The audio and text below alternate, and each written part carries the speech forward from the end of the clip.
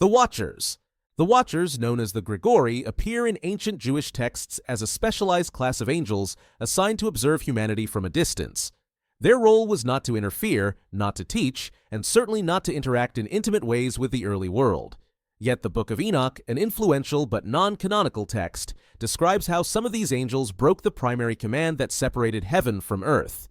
They descended to the physical world, taking human wives and producing offspring described as giants or warriors of renown. Their interference was considered catastrophic because it mixed heavenly power with human vulnerability, disrupting the balance of creation. The Watchers also introduced forbidden knowledge, weapon-making, enchantments, and sorcery, accelerating corruption among humans. Their actions triggered divine judgment, leading to their imprisonment in places of darkness until the final day. The Watchers serve as an early religious warning about spiritual beings who misuse divine authority. Azazel. Azazel's story appears in two streams of tradition. In the Book of Leviticus, Azazel is connected to the ritual of the scapegoat, the creature that symbolically carried Israel's sins into the desert. In later writings like the Book of Enoch, Azazel is portrayed not just as a destination or symbolic figure, but as an actual rebellious angel. He is described as the one who taught humans the crafting of weapons, the use of cosmetics to manipulate beauty, and the manipulation of nature for violent purposes.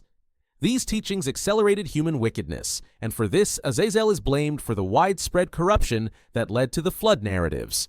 Because of these acts, he is said to have been bound hand and foot, cast into the desolate wilderness, and buried under jagged stones until the final judgment.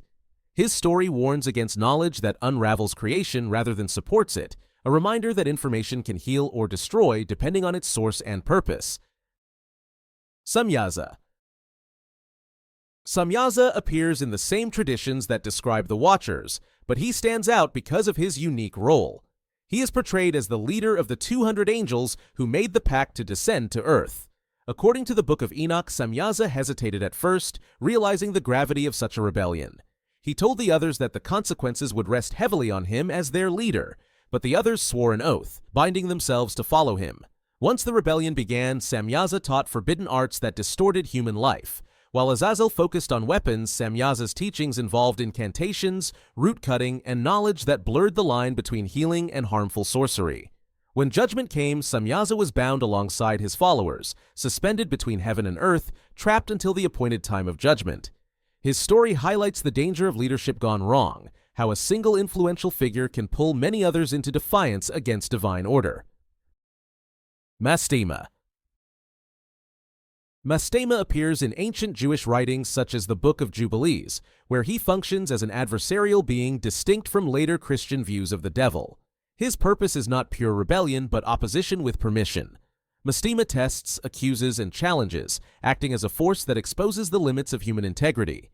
He is portrayed as the one who suggested that God test Abraham by commanding the sacrifice of Isaac. He also leads demonic spirits who survived after the flood, seeking to corrupt humanity while remaining under partial divine control. Mastema embodies a theological idea that not all spiritual opposition is outside God's sovereignty. In some traditions, he acts with restrained permission to refine or reveal the character of human beings.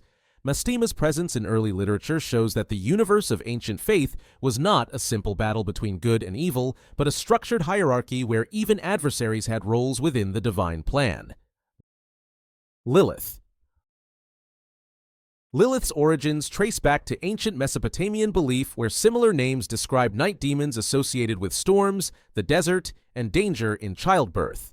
In later Jewish folklore, she becomes a symbol of uncontrolled independence and destructive seduction. Some medieval writings describe Lilith as Adam's first partner, a figure who refused to submit and fled into the wilderness. This version is not part of the official scriptures but has shaped folklore for centuries. Lilith is associated with the howling wind of the night and the frightening silence of empty places. Her image evolved into a being who preys on vulnerability, especially infants and lone wanderers. While scholars debate the origins of her legend, Lilith clearly represents fears surrounding danger, temptation, and the uncontrollable side of human desire. Her portrayal reflects cultural concerns more than theological doctrine, but she remains one of the most recognizable figures among the forbidden beings of ancient imagination. Asmodeus. Asmodeus appears most clearly in the Book of Tobit, where he is described as a destructive spirit of desire. According to the story, he tormented a young woman named Sarah by killing each of her 7 husbands on their wedding night. His actions were rooted not in random cruelty, but in obsessive attachment and jealousy. Asmodeus symbolizes how desire, when distorted, becomes destructive. In later Jewish and Christian demonology, he evolved into a powerful figure associated with lust, alcohol, gambling, and any form of craving that blinds judgment. Despite his feared reputation, the Book of Tobit presents his defeat in a surprisingly practical way, through prayer and the burning of a fish's organs, which drive him away. This portrays a key theme in ancient religion, that spiritual evil can be resisted through faith, ritual, and community support. Asmodeus embodies the ancient recognition that unchecked passions often lead to ruin. The Nephilim. The Nephilim appear briefly in Genesis as mysterious beings described as the mighty men of old. Their origin is tied to the union between the sons of God and human women, an event later expanded in the Book of Enoch and other writings. The Nephilim are portrayed as giants or extraordinary warriors whose existence represented a deep violation of the boundary between the divine and human realms. They symbolize hybrid power, too strong for humanity, yet too flawed to be angelic. Their presence accelerates violence across the earth, contributing to the circumstances that lead to the flood narrative. In later traditions, the spirits of the Nephilim remain on earth as wandering, restless beings, neither fully angel nor human. They reflect a common theme in ancient myth. When divine beings cross the boundaries set for them, the result is instability, corruption, and suffering. The Nephilim remind audiences that power gained through forbidden means always comes with consequences. The Jinn. In Islamic tradition, the Jinn are beings made of smokeless fire who existed long before humans. They are not angels and not demons in a purely evil sense. They possess free will, intelligence, and the capacity to choose obedience or rebellion. This makes them unique among spiritual beings because they share many traits with humans while inhabiting an unseen realm. Some Jinn are noble and just, others are harmful and deceptive, haunting ruins, deserts, and abandoned places.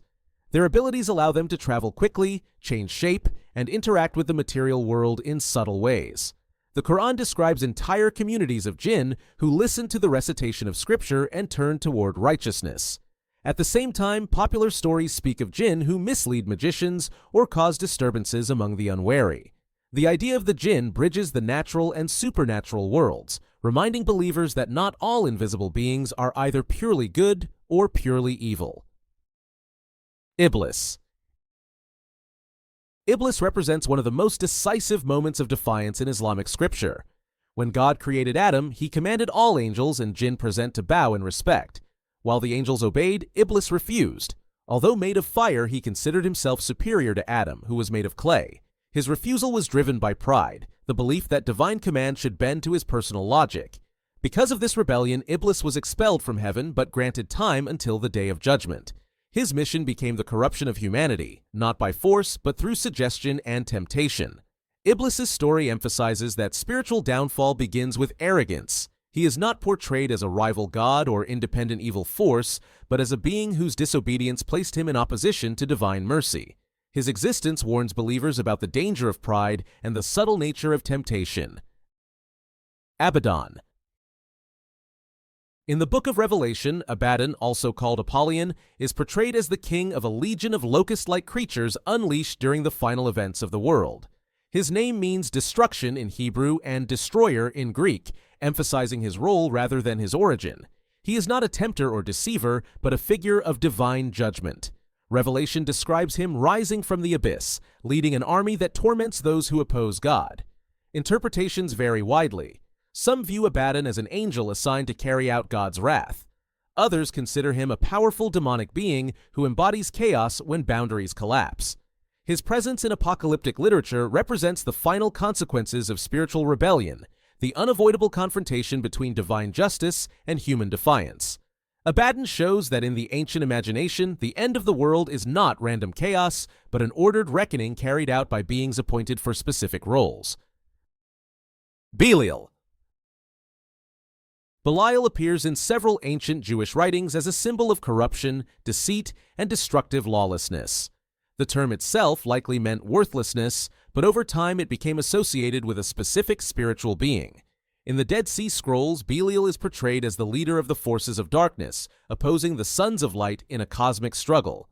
Rather than a tempter who seduces individuals, Belial represents the breakdown of moral order on a societal level, violence, injustice, and the collapse of community integrity. In later Christian texts, Belial becomes another name associated with demonic influence or the spirit of rebellion. His character highlights the ancient belief that evil is not always personal. Sometimes it spreads through systems, institutions, and collective behavior. Belial symbolizes the kind of disorder that takes root when justice is ignored and the vulnerable are oppressed, reflecting the social dimension of spiritual corruption. Penemue. Penemue appears in Enochic literature as one of the angels who taught humans knowledge not intended for them.